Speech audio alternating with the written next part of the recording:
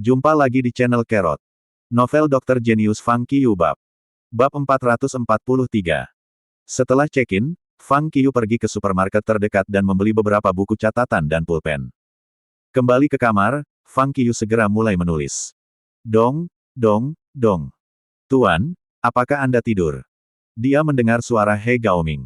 Apa masalahnya? Fang Qiyu bertanya. Ya. He Gaoming segera mengangguk dan berkata. Fang Qiyu bangkit dan membuka pintu.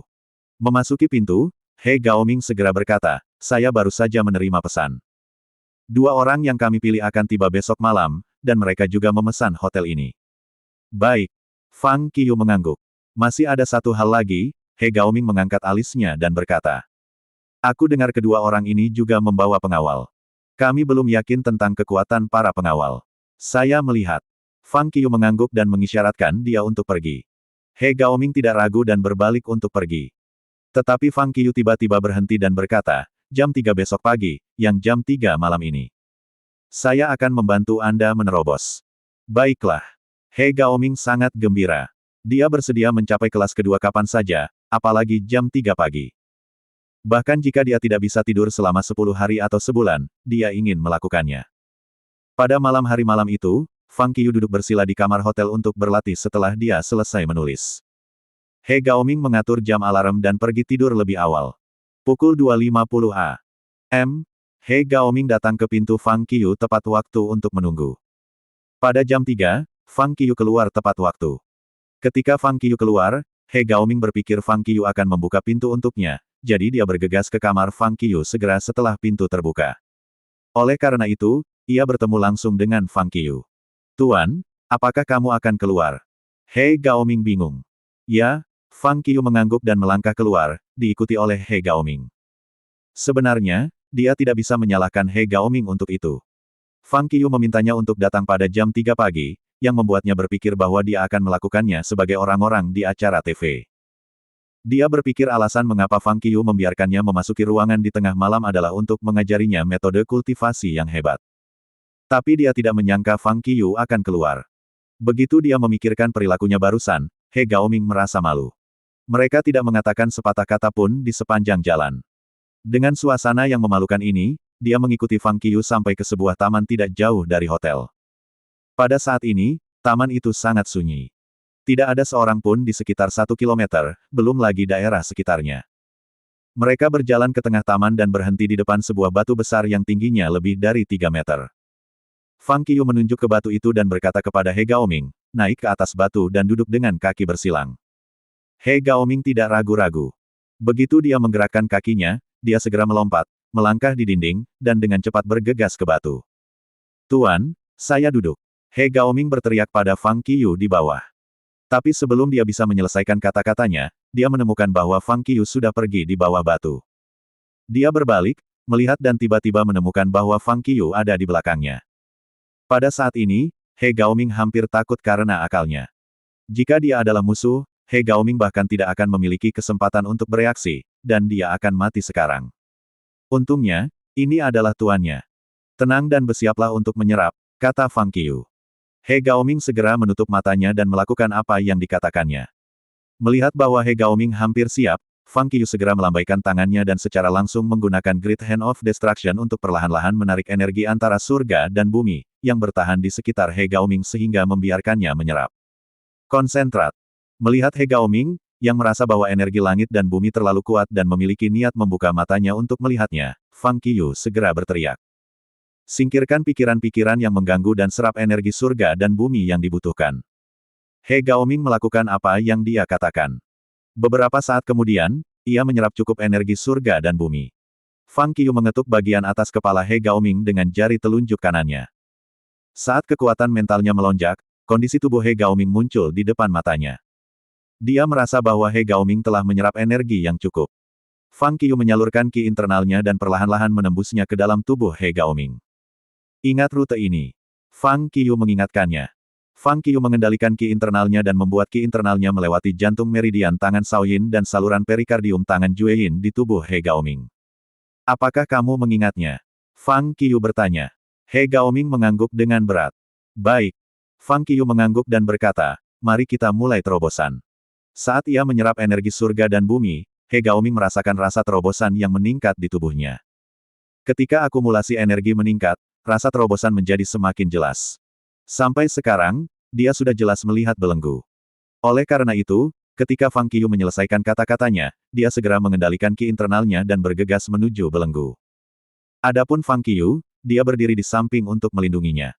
Tampaknya karena dia telah menyerap cukup energi surga dan bumi, He Gaoming tidak terhalang sama sekali. Itu hanya masalah saja. Dengan hanya satu gerakan, dia menembus belenggu secara langsung. Selesai. He Gaoming membuka matanya dan menatap kosong ke tangannya. Dia tidak menyangka bahwa begitu mudah baginya untuk membuat terobosan. Ini benar-benar berbeda dari terobosan yang dia alami sebelumnya. Bagaimana itu bisa begitu mudah?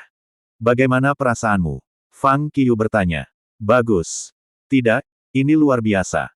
Dia Gaoming tertawa penuh semangat, mengepalkan tinjunya, dan berkata, sekarang aku merasa bahwa bahkan jika seorang guru di depanku, aku tidak takut. Fang Qiu terdiam saat mendengar itu. Bagaimana dia berani mengatakan hal seperti itu ketika dia baru mencapai kelas 2? Setelah terobosan, mereka kembali ke hotel. Pada jam 9 malam, Fang Qiu dan He Gaoming sedang menunggu di lobi hotel. Setengah jam kemudian, jam 9.30 HAL. Sebuah mobil berhenti di pintu hotel. 4 orang keluar dari mobil. Itu targetnya, kata He Gaoming dengan suara rendah. Fang Qiu sedikit mengangguk dan memandang mereka berempat. Kedua pemuda itu mengangkat kepala dan berjalan ke hotel dengan senyum percaya diri. Di belakang mereka, masing-masing didampingi oleh seorang pengawal. Kedua pengawal ini tampaknya sangat kuat. Saya tidak bisa mengatakan kekuatan mereka, kata He Gaoming dengan suara rendah. Kelas 4, kata Fang Qiu. Yah, itu sulit. He Gaoming tersenyum kecut. Namun, Fang Qiu hanya mengulurkan satu jari. Tidak heran kau tuanku. Anda menakjubkan. He Gaoming segera bertanya, kamu bisa mengalahkan mereka dengan satu gerakan. Satu jari, jawab Fang Qiu. He Gaoming terdiam. Itu gila. Bagaimana dia bisa mengalahkan martial superior sekelas hanya dengan satu jari? Meskipun dia terkejut, He Gaoming tidak meragukannya sama sekali, karena dia tahu bahwa Fang Qiu memiliki kekuatan yang begitu kuat. Namun, sebagai magang, dia bahkan tidak tahu bagaimana menyanjung Fang Qiu. Jika dia tahu sebelumnya, dia akan mengatakannya dengan cara berlebihan, seperti, dia pasti bisa mengalahkan mereka hanya dengan satu kentut. Kapan kita akan bergerak? He Gaoming bertanya dengan suara rendah. Tunggu sebentar, jawab Fang Qiu. Oke, aku akan pergi dan lepaskan monitor tempat ini dulu, kata He Gaoming. Baginya, hal semacam ini sangat mudah. Sebagai seorang detektif, ia selalu harus menghancurkan monitor. Tidak dibutuhkan. Fang Qiu menggelengkan kepalanya. Meskipun dia tahu bahwa He Gaoming mampu melakukan ini, tidak sulit baginya untuk berurusan dengan dua atasan kelas 4 dan dua praktisi seni bela diri yang lebih lemah dari mereka. Bahkan jika ada monitor, itu mungkin tidak akan menangkapnya. Mereka berdua kembali ke kamar masing-masing.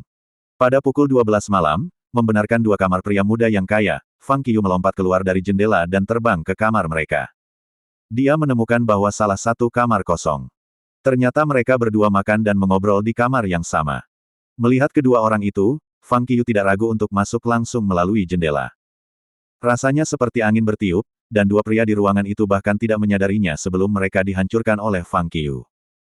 Tentu saja, Fang Qiu tidak menggunakan teknik biasa. Meskipun tampaknya mereka tersingkir, Fang Qiu sebenarnya menggunakan metode penghalang saraf yang dia pelajari dari Li Zhengtang. Dengan mengendalikan kekuatan, Fang Qiu bisa mengendalikan waktu ketika mereka koma. Setelah mereka berdua pingsan, Fang Qiu segera mulai mencari. Mengapa mereka menjadi begitu diam sekarang? Di sebelah, dua pengawal yang tinggal bersama untuk makan malam tiba-tiba bingung. Mereka selalu mendengarkan gerakan-gerakan di kamar sebelah. Hanya ketika mereka mendengar kedua pemuda itu berbicara, mereka dapat merasa tenang. Tetapi mereka tidak berharap bahwa tidak ada gerakan di kamar sebelah karena mereka sedang makan. Situasi ini menyebabkan keduanya mengerutkan kening dan saling memandang dan kemudian mereka bergegas mengetuk pintu. Dong, dong. Saat Fang Qiu sedang mencari, ketukan datang tiba-tiba. Dengan pemikiran dalam benaknya, Fang Qiu langsung membuka pintu. Dia tahu ada dua pengawal yang mengetuk pintu. Karena itu, begitu pintu dibuka, dia mengetuk mereka dan menyeret mereka ke dalam ruangan sebelum mereka bisa bereaksi. Tuan. Pada saat ini, sebuah teriakan terdengar. Melihat sekeliling, dia melihat He Gaoming melompat dari jendela dan berkata, lantai 4 terlalu tinggi, dan hampir 20 meter. Saya hampir jatuh. Dia melihat ke kamar sebelum menyelesaikan kata-katanya. Di dalam ruangan, keempat pria itu jatuh ke tanah. Dia tertegun. Sial. Melihat 4 orang yang pingsan, He Gaoming berlari jauh ke Fang Qiyu dan berkata, "Tuan, Anda terlalu mengagumkan. Anda bahkan tidak memberi saya kesempatan untuk bergerak. Dan Anda sudah mengalahkan mereka. Pergi dan temukan undangannya," perintah Fang Qiyu. "Oke," jawab He Gaoming, dan kemudian segera mulai melihat sekeliling. Fang Qiyu datang ke sisi 2 orang muda dan menggeledah tubuh mereka. Fang Qiyu berpikir karena pelelangan ini ditutup, surat undangan pasti akan sangat berharga. Mereka adalah orang-orang kaya, dan tentu saja mereka tidak akan membawa surat undangan. Tetapi dia tidak berharap bahwa dia benar-benar menemukan surat undangan dari saku mereka. "Ayo pergi." Dia berkata kepada He Gaoming yang masih melihat brankas di samping tempat tidur dan kemudian memberikannya surat undangan. "Tunggu." Setelah menerima undangan, He Gaoming bergegas datang, menunjuk ke 4 orang dan berkata, "Ayo cari beberapa tali dan ikat mereka, kalau tidak kita akan ditemukan ketika mereka bangun." "Tidak masalah. Saya telah mengatur waktu bagi mereka untuk bangun," kata Fang Qiyu. "Apa?" He Gaoming terkejut dan segera bertanya, "Ini bisa waktunya. Bagaimana? Tolong ajari aku. Kamu tidak memiliki dasar medis, jadi kamu tidak akan mengerti bahkan jika aku mengajarimu." Fang Qiyu kemudian melompat keluar dari jendela dan kembali ke kamarnya. He Gaoming berdiri di sana dengan senyum pahit di wajahnya. Hari berikutnya, He Gaoming keluar pagi-pagi dan berpakaian seperti Fang Qiyu. Dia membeli pakaian hitam dan topeng hitam dan kemudian pergi ke pelelangan bersama Fang Qiyu pukul 7.30 sore. Terima kasih masih bersama channel Kerot Susu.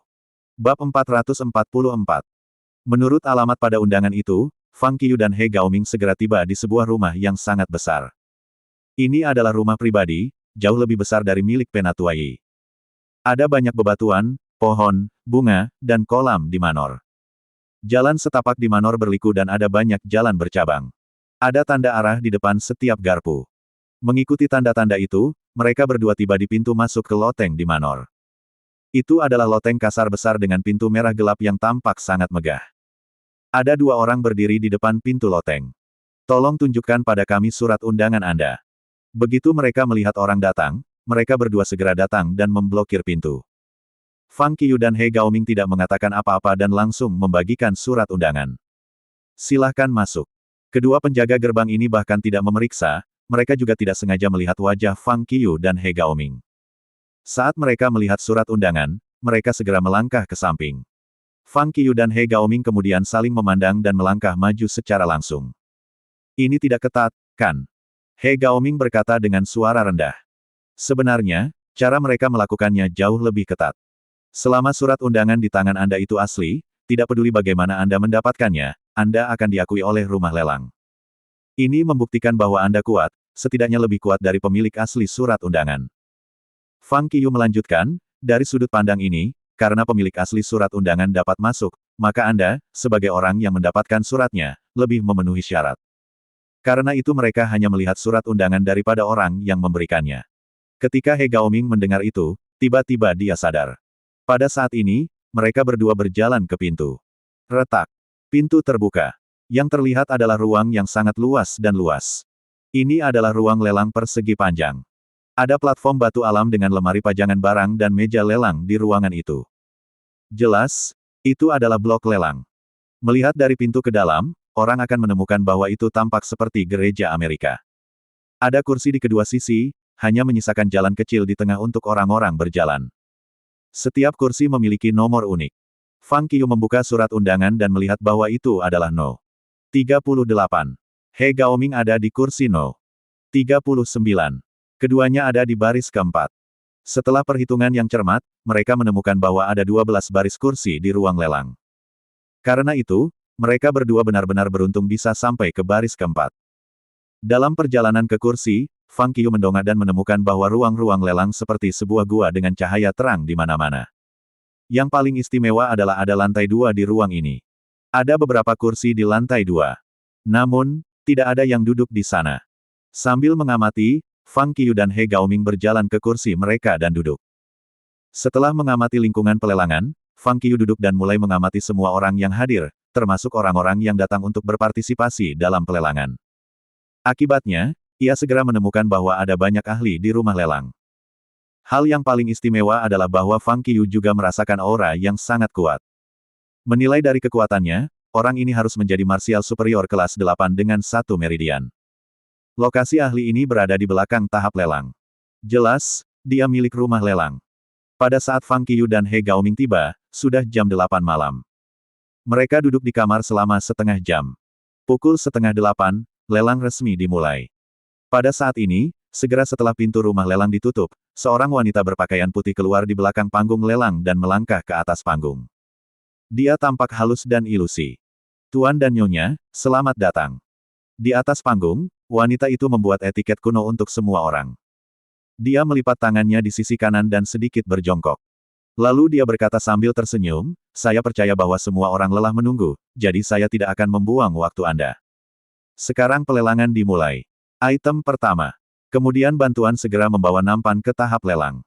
Melihat lebih dekat, Fang Qiyu menemukan ada pedang panjang di peron. Pedang ini disebut salju tipis. Ketika para pelayan meletakkan barang itu di blok pelelangan, juru lelang dengan gaun putih berjalan ke depan dan mengambil pedang panjang itu. Mendesis. Dia menariknya, dan pedang panjang itu langsung ditarik keluar dari sarungnya. Tiba-tiba, cahaya dingin melintas.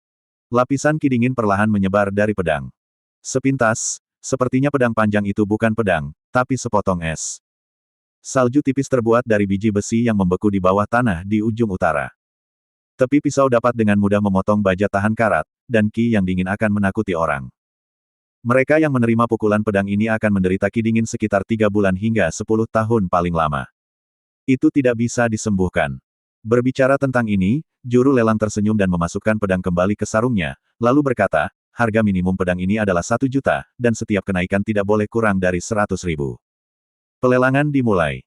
Di bawah panggung, kerumunan yang tidak bisa lagi bersikap tenang mulai menawar dengan gila-gilaan. Pedang ini luar biasa, seru He Gaoming. Tidak berguna. Fang Qiyu menggelengkan kepalanya. Mengapa? He Gaoming bingung. Pedang itu pedang yang bagus, dan ki dingin yang dibawanya juga sangat kuat.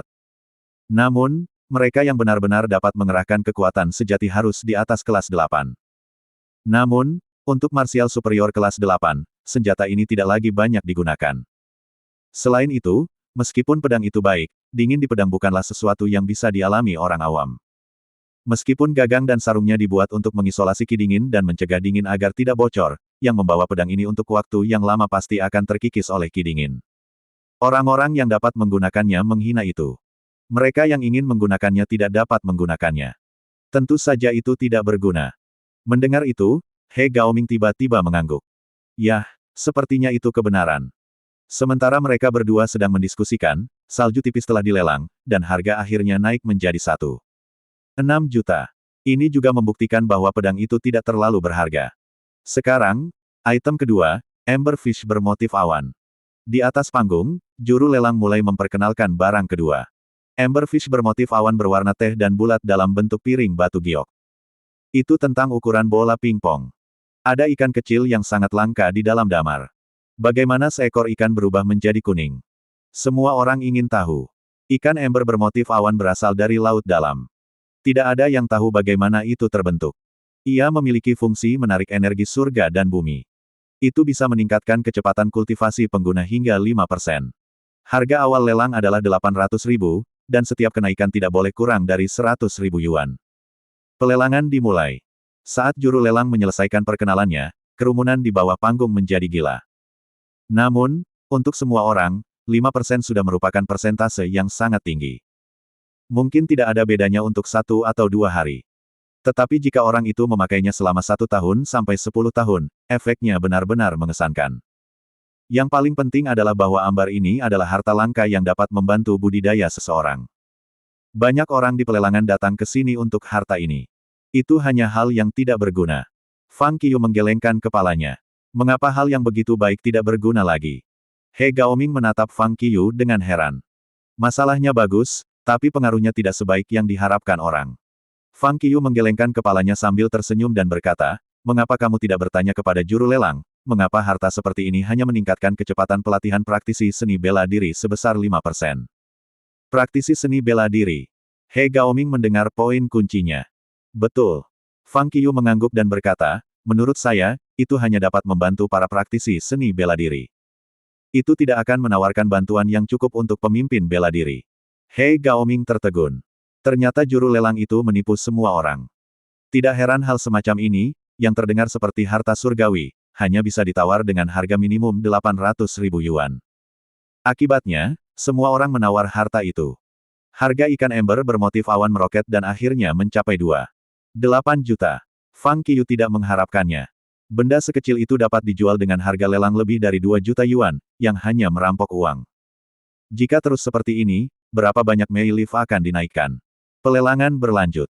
Di bawah pengenalan juru lelang, semua jenis benda yang mempesona, termasuk berbagai pedang dan tombak, terjual banyak uang.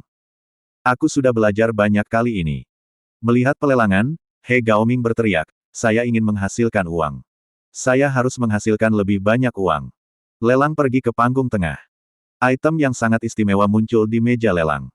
Itu tidak memiliki harga dasar karena itu adalah harta karun bahwa marsial superior kelas 5 bekerja sepanjang hidupnya.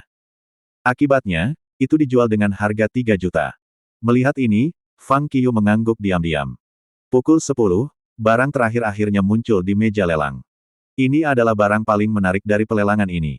The Heaven Treasure, Mei Leaf. Segera setelah juru lelang mengklaim, semua orang di ruangan itu segera bersemangat. Banyak orang bahkan berdiri, menatap daun Mei.